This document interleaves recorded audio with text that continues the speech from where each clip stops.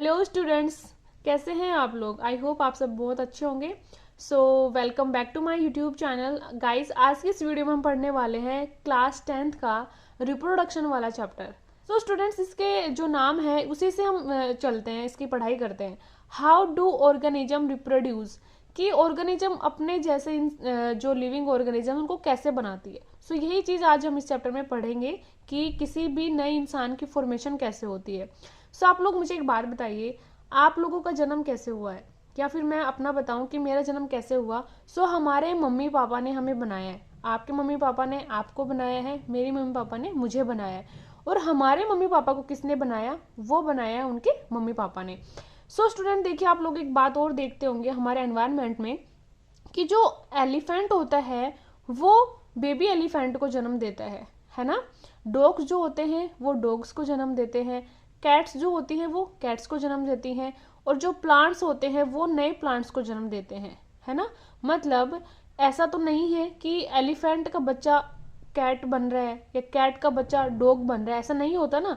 सो क्या होता है कि एलिफेंट का जो बच्चा है वो एलिफेंट ही बनेगा, डॉग का बच्चा जो है डॉग बनेगा, और जो कैट्स होती है उनका बेबी क्या बनेगा, कैट ही बनेगा। उसी तरीके से जो हम ह्यूमन बींग्स होते हैं उनका भी बेबी क्या बनता है, एक इंसान ही बनता है ना। सो ये कैसे होता है, और इसको टर्म को अगर आप लोगों से कोई डेफिनेशन के रूप में पूछे तो आप क्या बताएंगे। सो इसी को नाम दिया जाता है रिप्रोडक्शन का। मतलब कि कोई इंसान अपने तरीके के दूसरे नए इंसान को जन्म दे रहा है, नई चीज को जन्म दे रहा है, उसी को बोला जाता है रिप्रोडक्शन। री का मतलब दोबारा, एंड प्रोडक्शन का मतलब होता है उत्पत्ति करना, मतलब किसी भी चीज की, नई चीज की उत्पत्ति करना। ओके, सो रिप्रोडक्शन की अगर हम साइंटिफिक डेफिनेशन पढ़े तो उसका मतलब क्या होता है कि रिप्रोडक्शन जो होता है एक ऐसी प्रोसेस है जिसके अंदर लिविंग ऑर्गेनिज्म जो होते हैं वो प्रोड्यूस करते हैं नए लिविंग ऑर्गेनिजम्स को ऑफ इट्स ओन काइंड। मतलब अपने जैसे दिखने वाले नए ऑर्गेनिजम्स को ही वो रिप्रोड्यूस करते हैं, और ऐसी प्रोसेस को बोला जाता है क्या, रिप्रोडक्शन। ओके, सो आप लोगों ने इससे पहले ये भी पढ़ा है, डाइजेस्टिव सिस्टम आप लोगों ने पढ़ा है, रेस्पिरेटरी सिस्टम आप लोगों ने पढ़ा है, सर्कुलेटरी सिस्टम पढ़ा है, एक्सक्रीटरी सिस्टम पढ़ा है। उसी तरीके से हम पढ़ने वाले हैं रिप्रोडक्शन के बारे में। सो देखिए स्टूडेंट, हमारे शरीर के लिए ये जो हमारे जो 4-5 मैंने सिस्टम बताए बहुत इंपॉर्टेंट है। अगर ये हमारी बॉडी में अच्छे से काम नहीं करेंगे तो हम लोग जो है मर सकते हैं। सो यहाँ पे देखिए, डाइजेस्टिव सिस्टम आप लोगों ने क्या पढ़ा कि जब हम इंटेक करते हैं फूड का, उससे हमें क्या मिलती है, एनर्जी मिलती है, और एनर्जी जो होती है हमें काम करने के लिए आवश्यक होती है। ओके, उसी तरीके से रेस्पिरेशन जो होता है वो हमें क्या करवाता है, ब्रीदिंग करवाता है ना। अगर हमारा रेस्पिरेटरी सिस्टम खराब हो जाए तो भी हम मर सकते हैं। क्यों? क्योंकि एक्सचेंज जो है गैसेस का वो होगा ही नहीं। उसी तरीके से सर्कुलेटरी सिस्टम जो है उसमें क्या होता है, हमारा हार्ट जो है ब्लड को पंप करता है, अगर ये हमारा हार्ट ही रुक जाए तो भी हमारी डेथ हो सकती है। और एक्सक्रीटरी सिस्टम जो है, अगर हमने जो हमने एनर्जी ली है उसका जो वेस्टेज निकला है वो अगर हमारी बॉडी से रिमूव आउट नहीं होगा तो भी हमारी जो है डेथ हो सकती है। सो ये सारे सिस्टम जो है ये वाइटल है किसके लिए, सर्वाइवल ऑफ ऑर्गेनिजम्स लाइफ। मतलब कि किसी ऑर्गेनिज्म की जिंदगी जीने के लिए ये बहुत ही आवश्यक है। ओके, और रिप्रोडक्शन जो है ये ऐसा नहीं है। देखिए रिप्रोडक्शन में क्या होता है, मान लीजिए किसी इंसान ने शादी करने के लिए इनकार ही कर दिया, वो शादी नहीं कर रहा है, ठीक है, या फिर किसी ने शादी कर ली है और वो लोग क्या चाहते हैं कि हम अपनी जिंदगी ऐसे ही बिताए, हम कोई बच्चे पैदा ना करें। सो उससे क्या होगा, एक जो कपल है अगर बच्चे पैदा नहीं कर रहा तो उससे कोई ज्यादा फर्क नहीं पड़ेगा। अगर क्या हो इस संसार में सभी लोग जो हैं बच्चे पैदा करना बंद कर दे, सो उसके वजह से क्या होगा, इस धरती पे तो जो इंसान की जो जाति है वो ही खत्म हो जाएगी, है ना। और अगर ऐसे ही सारे एलिफेंट्स ऐसा बंद कर दें, सारे डॉग्स जो हैं, सारे जो कैट्स हैं ऐसा ना करे, सो क्या होगा, हर एक स्पीसीज की जो एग्जिस्टेंस है वो खत्म होती चली जाएगी। सो जो रिप्रोडक्शन होता है, कलेक्टिवली रिप्रोडक्शन हम अगर बोलेंगे कि अगर मान लीजिए कोई एक दो इंसान अगर बच्चे पैदा नहीं करते हैं तो उससे कोई दिक्कत नहीं होती। अगर कलेक्टिवली बहुत सारे पर्सन जो है रिप्रोड्यूस नहीं करेंगे बहुत टाइम तक, मतलब time to time, generation to generation, अगर ये ऐसा नहीं होगा, सो क्या होगा, जो धरती से जो सिविलाइजेशन है वो हमेशा हमेशा के लिए वाइप ऑफ हो जाएगी। इसका मतलब क्या है कि इंसानों की जो जन्म जाति है, जो जाति है इंसानों की, वो ही खत्म हो जाएगी। सो रिप्रोडक्शन जो है इसीलिए जरूरी है कि हमारी धरती पे स्पीसीज की एग्जिस्टेंस बनी रहे। इसीलिए खुद के जैसे जो स्पीसीज है, इंसान या जो कोई भी ऑर्गेनिज्म, लिविंग ऑर्गेनिज्म जो है बनाता है, और उसी को बोलते हैं हम क्या, रिप्रोडक्शन। सो जो रिप्रोडक्शन है वो सिंपली अगर हम बोले अगर एक इंडिविजुअल के लिए तो कोई दिक्कत नहीं करता, अगर कलेक्टिवली ऐसा नहीं होता है तो सिविलाइजेशन के ऊपर इसका बहुत फर्क पड़ेगा। सो रिप्रोडक्शन जो है वाइटल है किसके लिए, for the survival of life और for the existence of life on earth. So reproduction जो है किस लिए जरूरी है कि अर्थ के ऊपर इंसानों की, लिविंग ऑर्गेनिजम्स की जो जाति है वो बनी रहे। सो ये जो मैंने आप लोगों को सिस्टम बताए थे ये हमें जिंदगी जीने के लिए इंपॉर्टेंट है, क्योंकि इनमें से अगर ऐसा कोई भी हमारा जो सिस्टम है काम नहीं करेगा तो उससे हमारी डेथ हो जाएगी। और रिप्रोडक्शन में ऐसा नहीं है कोई सिंपल कोई ऑर्गेनिज्म जो है अगर रिप्रोड्यूस नहीं कर रहा है, कोई एक या दो, तो उससे जो है किसी की डेथ नहीं होती। अगर कलेक्टिवली जो है अगर इंसानों ने या किसी भी लिविंग ऑर्गेनिज्म में रिप्रोड्यूस करना बंद कर दिया तो वहां से उनकी स्पीसीज जो है हमेशा के लिए खत्म हो जाएगी। सो ये था स्टूडेंट्स रिप्रोडक्शन वाले चैप्टर का इंट्रोडक्शन। ओके, अब हम बात करते हैं जो रिप्रोडक्शन होता है वो कितने प्रकार का होता है। सो रिप्रोडक्शन होता है दो टाइप का, एसेक्सुअल रिप्रोडक्शन एंड दूसरा आता है क्या, सेक्सुअल रिप्रोडक्शन। सो आप पहले समझिए सेक्सुअल रिप्रोडक्शन के बारे में। सो सेक्सुअल रिप्रोडक्शन में क्या होता है, टू पेरेंट्स रिक्वायर होते हैं किसी नए ऑर्गेनिज्म की फॉर्मेशन के लिए। सो मदर और फादर जो है रिक्वायर होते हैं न्यू ऑर्गेनिज्म की प्रोडक्शन के लिए। ओके, जैसे कि ह्यूमंस हो गए, human male and human female जो होते हैं वो प्रोडक्शन करते हैं न्यू ह्यूमन की। ओके, जैसे कि डॉग्स हो गए, एलिफेंट्स हो गए, बर्ड्स हो गए, प्लांट्स हो गए, ऐसे इनमें क्या होता है दो चाहिए होते हैं मेल एक और दूसरा चाहिए होता है फीमेल। सो वो मिलके क्या बनाते हैं, एक नए जो बेबी होता है उसकी प्रोडक्शन करते हैं। और ए सेक्सुअल में क्या होता है, इसमें सिर्फ एक ही फर्क है, सेक्सुअल जो है उसमें ए और ए सेक्सुअल में एक ही फर्क है, यहाँ पे ए लगा हुआ है। इसका मतलब क्या है, ए सेक्सुअल का मतलब क्या है कि इसमें सिंगल पेरेंट जो होता है वही रिक्वायर होता है, वही प्रोडक्शन कर देता है न्यू ऑर्गेनिज्म की। ओके, सो जो ए सेक्सुअल होता है इसमें सिंगल पेरेंट रिक्वायर्ड होता है, ठीक है। और जो ए सेक्सुअल रिप्रोडक्शन है वो किसमें पाया जाता है, सिंपल ऑर्गेनिजम्स जो होते हैं। और ये जो होती है ए सेक्सुअल ये एक सिंपल प्रोसेस होती है और ये किसमें मिलेगी, जैसे कि माइक्रो ऑर्गेनिजम्स के अंदर और कुछ प्लांट्स के अंदर। सो स्टूडेंट आप लोग एक बात समझिए कि जो ए सेक्सुअल है एक बहुत ही सिंपल प्रोसेस है। इसमें जो सिंपल माइक्रो ऑर्गेनिजम्स होते हैं वो इन्वॉल्व होते हैं, कुछ जो प्लांट्स होते हैं वो एक सेक्सुअल रिप्रोडक्शन करते हैं। इसमें क्या होता है, सिंगल पेरेंट की रिक्वायरमेंट होती है जिससे न्यू जो बेबी है उसकी प्रोडक्शन हो जाती है, न्यू ऑर्गेनिज्म की प्रोडक्शन हो जाती है। अगर हम बात करें सेक्सुअल रिप्रोडक्शन की, उसमें पेरेंट्स रिक्वायर्ड होते हैं, टू पेरेंट्स रिक्वायर्ड होते हैं मेल एंड फीमेल, उससे न्यू जो ऑर्गेनिज्म होता है उसकी प्रोडक्शन होती है। ओके, सो ये थोड़ी सी कॉम्प्लेक्स प्रोसेस है in comparison asexual reproduction. So और भी बहुत सारी बातें आप लोग सीखेंगे इस चैप्टर में। सो हम वन बाय वन इनके बारे में पढ़ेंगे। सो स्टूडेंट आज मैं आप लोगों को पहले ए सेक्सुअल रिप्रोडक्शन के बारे में पढ़ाऊंगी। वो क्यों, क्योंकि जो ए सेक्सुअल रिप्रोडक्शन है थोड़ी सी सिंपल प्रोसेस है, सिंपल इसका जो है समझाने का आसान रहेगा। सो पहले आप लोग जो है ए सेक्सुअल रिप्रोडक्शन पढ़ लीजिए ताकि आप लोगों की जो कॉमन जो बातें हैं, नॉर्मल बातें हैं, उनसे आप गो थ्रू हो जाए और आपको जब सेक्सुअल रिप्रोडक्शन पढ़ाया जाएगा तो उसमें आपको कोई भी दिक्कत ना आए। सो अब हम पढ़ते हैं ए सेक्सुअल रिप्रोडक्शन के बारे में। तो जैसे मैंने आप लोगों को बताया था ये सिंपल माइक्रो ऑर्गेनिजम्स के अंदर को जो कुछ सिंपल प्लांट्स होते हैं उनके अंदर ये प्रोसेस देखने को मिलती है। सो देखिए ए सेक्सुअल रिप्रोडक्शन होता है, उसकी भी फर्दर टाइप्स होती हैं, जैसे कि टिश्यू कल्चर होता है, उसमें भी सेक्सुअल रिप्रोडक्शन होता है। ये सब कैसे होता है, इनका एक एक जो टॉपिक है ये डिटेल में मैं आप लोगों को बहुत अच्छे से समझाऊंगी।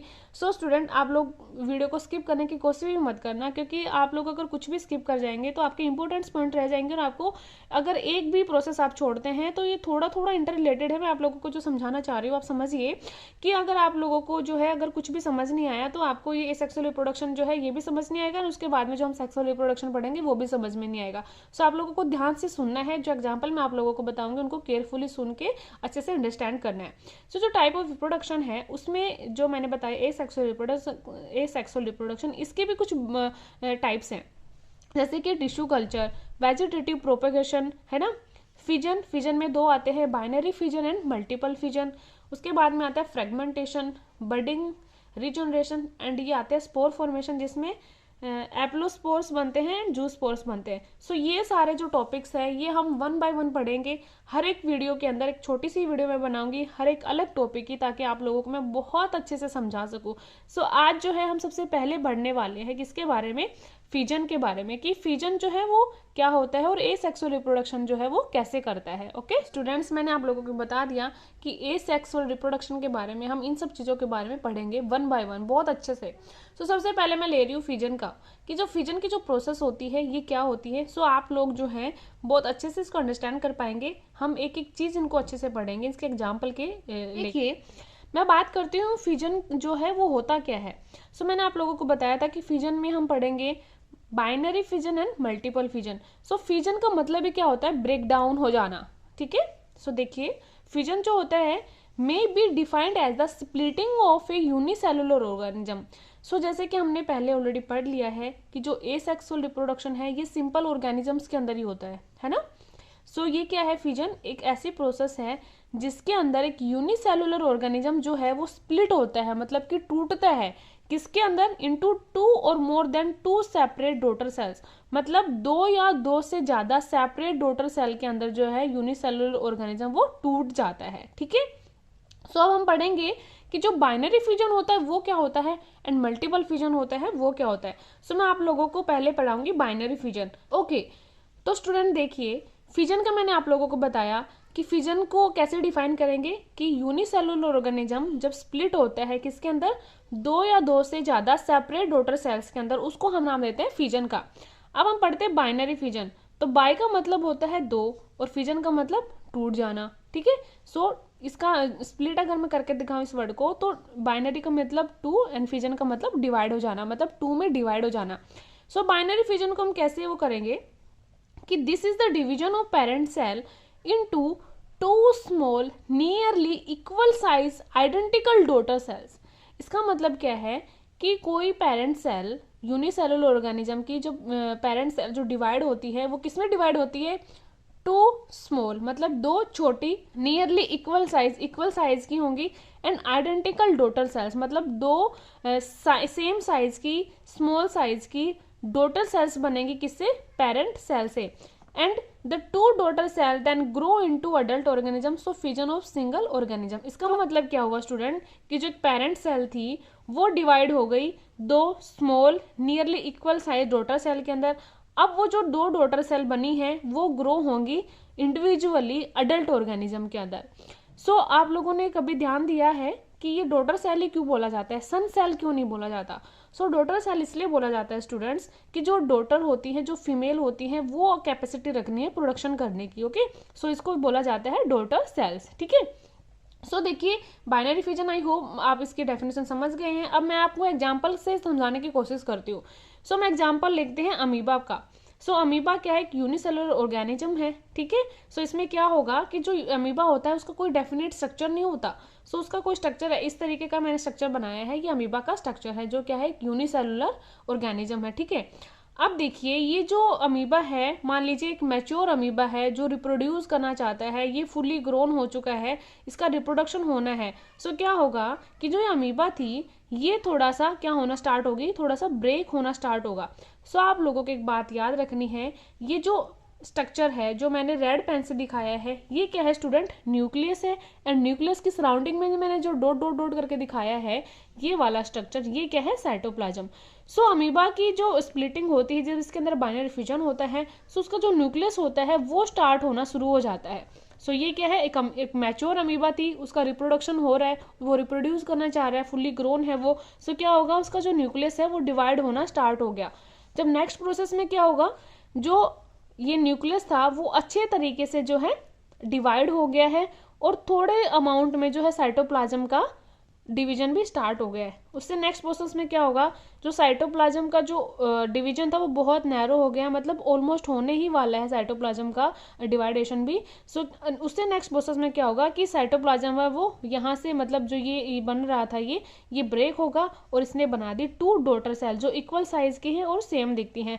मतलब कि एक अमीबा ने अपना आपको डिवाइड किया। सबसे पहले डिवाइड होता है किसका, न्यूक्लियस का, और न्यूक्लियस के बाद डिवीजन होता है साइटोप्लाज्म का। सो जब अमीबा डिवाइड होना स्टार्ट हुई वो 2 न्यूक्लियस में डिवाइड हो गई, वहीं से उसका स्टार्ट हो गया साइटोप्लाज्म का डिवीजन। और यहाँ पे जब साइटोप्लाज्म का डिवीजन ऑलमोस्ट हो रहा होता है एंड जो लास्ट स्टेप आता है उसमें ये आता है कि जो अमीबा थी, जो एक फुल्ली ग्रोन अमीबा थी, उसने डिवाइड होके, उसके साइटोप्लाज्म और उसके न्यूक्लियस ने डिवाइड होके 2 डॉटर सेल्स की फॉर्मेशन कर दी जो इक्वल साइज की थी। अब ये आगे प्रोसेस करेंगी तब इनका रिप्रोडक्शन होगा। तो ऐसे ऐसे जो प्रोसेस है वो चलती रहती है। सो हमने बाइनरी का मतलब क्या समझा कि एक सेल से 2 डॉटर सेल की फॉर्मेशन हो गई। ठीक है स्टूडेंट। अब स्टूडेंट मैं अगर इसके और एग्जाम्पल बताऊं कि जो बाइनरी फ्यूजन है ये और किन किन के अंदर होगा। सो हमने सबसे अच्छा एग्जाम्पल जो है लिया है हमने अमीबा का एग्जाम्पल लेके मैंने आप लोगों को समझाया है। इसके अलावा ये लेशमैनिया में, पैरामीशियम में, बैक्टीरियाज में एंड प्रोटोजोआ में भी जो है ये बाइनरी फ्यूजन होता है। सो आप लोगों को बस 2 से 3 बातें याद रखनी है कि जो एसेक्सुअल रिप्रोडक्शन है वो सिर्फ सिंपल ऑर्गेनिजम्स के अंदर होगा। सो जो बाइनरी फ्यूजन हुआ है ये यूनिसेलुलर ऑर्गेनिज्म के अंदर हुआ है, जिसके अंदर एक सेल डिवाइड होके है किसमें, 2 डॉटर सेल में। अब वो जो डॉटर सेल है वो फर्दर डिवाइड होके अपनी जो है जनरेशन चलाएंगी। ओके। सो दूसरा एग्जांपल मैंने लिया है यहाँ पे किसका, पैरामीशियम का। सो स्टूडेंट ये पैरामीशियम है, पैरामीशियम भी सेम इसी तरीके से डिवाइड होगा और 2 डॉटर सेल्स बनाएगा और उससे क्या होगा, ये आगे जो है रिप्रोड्यूस करेंगे और अपनी जनरेशन जो है चलाती जाएंगी। तो स्टूडेंट अब हम पढ़ते हैं मल्टीपल फ्यूजन के बारे में। सो पहले हमने पढ़ा था बाइनरी फ्यूजन, बाय का मतलब था 2 में डिवाइड होना, एंड मल्टीपल फ्यूजन का मतलब क्या है, जब वो एक सेल है वो मल्टीप्लाई करेगी बहुत बार। सो उससे क्या होंगे, बहुत सारी जो सेल्स हैं वो बनेंगी, बहुत सारी जो डॉटर सेल्स हैं वो बनेंगी। सो देखिए मल्टीपल फ्यूजन का मतलब क्या होता है, this is the division of parent cell into several small nearly equal size daughter individual. मतलब एक पेरेंट जो है बहुत सारी इक्वल स्मॉल साइज की डॉटर सेल में जो है डिवाइड होगा। Okay. During multiple fusion the nucleus of parent cell divide several time into many daughter nuclei. So हमने बाइनरी फ्यूजन में क्या पढ़ा था कि जो यूनिसेलुलर ऑर्गेनिज्म था उसका जो न्यूक्लियस होता है वो डिवाइड करता है सिर्फ 2 डॉटर न्यूक्लियाई के अंदर। ठीक है। लेकिन मल्टीपल फ्यूजन में क्या होता है, जो न्यूक्लियाई होता है पेरेंट सेल का वो डिवाइड करता है बहुत बार, जिसकी वजह से बहुत सारी डॉटर न्यूक्लियाई जो है बन जाती है। और ये जो मल्टीपल फ्यूजन है किसके अंदर देखा जाता है, यूनिसेलुलर ऑब्वियस है। और इसके एग्जांपल अगर मैं बात करूँ तो जो मलेरियल पैरासाइट प्लाज्मोडियम जिसको हम बोलते हैं उसके अंदर जो मल्टीपल फ्यूजन की प्रोसेस जो है देखने को मिलती है। सो आप लोग एक डायग्राम से देखिए, ये ए डायग्राम है जिसके अंदर ये यूनिसेलुलर ऑर्गेनिज्म है। ठीक है। ये क्या है, उसकी सेल है, ये उसका न्यूक्लियस है, इसका साइटोप्लाज्म है। सो क्या होगा, जो न्यूक्लियस है पेरेंट सेल ये बहुत बार डिवाइड होता है और बहुत सारे स्मॉल स्मॉल इक्वल साइज की डॉटर न्यूक्लियाई बना देता है। ठीक है। अब जो ये सेल थी ये एक प्रोटेक्शन का काम कर रही थी यहाँ पे, लेकिन जब वो मैच्योर हो जाती है जो वाल होती है तो वो वॉल ऑफ सिस्ट जो होती है ब्रोक हो जाती है, जिसकी वजह से जो है ये इंडिविजुअल डॉटर सेल जो है प्रोड्यूस हो जाती हैं और ये अपने आगे जो है जनरेशन चलाती है। सो जो मल्टीपल फ्यूजन है ये this type of fusion occurs in malarial parasite. जो मलेरियल पैरासाइट होता है प्लाज्मोडियम उसमें ये देखने को मिलते हैं, जिसके अंदर लगभग 1000 डॉटर सेल जो प्रोड्यूस होती है एक पेरेंट सेल से। सो देख रहे हैं आप लोग, बाइनरी में क्या था, एक टाइम पे 2 डॉटर सेल बन रही थी, लेकिन मल्टीपल फ्यूजन में जो है क्या होता है, एक पेरेंट सेल से बहुत सारी प्रोडक्शन होती है डॉटर सेल्स की। और हमने एग्जाम्पल लिया है प्लाज्मोडियम का। तो उसमें क्या होता है कि जो एक पेरेंट सेल है वो लगभग 1000 डॉटर सेल्स को प्रोड्यूस करती है एक टाइम पे। ओके। सो स्टूडेंट ये था फ्यूजन के बारे में। सो हमने इसकी एक टाइप पढ़ ली है, जो एसेक्सुअल रिप्रोडक्शन था उसमें हम लोग फ्यूजन के बारे में कंप्लीट पढ़ चुके हैं कि जो फ्यूजन का मतलब क्या होता है, फ्यूजन कितने टाइप का है, और मैंने आप लोगों को बहुत अच्छे से डायग्राम के थ्रू समझा दिया है। सो स्टूडेंट आई होप आप लोगों को ये जो वीडियो है आज की बहुत अच्छी लगी होगी, बहुत हेल्पफुल लगी होगी। आगे भी बहुत सारे इंटरेस्टिंग टॉपिक्स जो है आने वाले हैं, मैं इंडिविजुअली जो है आप लोगों को समझाऊंगी। मैं इस वीडियो में भी समझा सकती थी बट ये बहुत बड़ी हो जाएगी ना, आप लोगों के लिए थोड़ा सा हेक्टिक हो गया समझना। सो आप लोग पहले आज यही पढ़िए सिर्फ फ्यूजन के बारे में, एंड उसके बाद में जो और प्रोसेसेस रह गई, फ्रेगमेंटेशन जैसे है, बडिंग हो गया, रीजनरेशन हो गया, टिश्यू कल्चर क्या होता है, वेजिटेटिव प्रोपेगेशन क्या होता है, और जो स्पोर फॉर्मेशन होता है वो क्या होता है, ये मैं इंडिविजुअली वीडियो लेके आऊंगी जिससे आप लोग अच्छे से समझ पाएंगे और अपने एग्जाम में जो क्वेश्चन आएंगे उनको अच्छे से क्लियर कर पाएंगे। सो स्टूडेंट अगर आप लोगों को मेरी वीडियो अच्छी लगी है, आप लोगों के लिए नॉलेजेबल रही है, इन्फॉर्मेटिव रही है, तो प्लीज़ मेरे चैनल को सब्सक्राइब करना, मेरी वीडियोज़ को लाइक करना, शेयर करना और अपने क्लासमेट्स के साथ, अपने फैमिली मेम्बर्स के साथ जो आपकी क्लास में है उनके साथ शेयर करना। सो बाय बाय स्टूडेंट्स, मिलते हैं नेक्स्ट वीडियो में। तब तक के लिए आप सिर्फ ये फिजन वाला जो टॉपिक वो अच्छे से क्लियर कर लीजिए। आपको कोई भी डाउट रह जाते हैं इस टॉपिक से रिलेटेड तो आप मेरे से कमेंट सेक्शन में पूछिएगा। सो बाय बाय स्टूडेंट, मिलते हैं नेक्स्ट वीडियो में। तब तक के लिए सेफ रहिए, पढ़ते रहिए।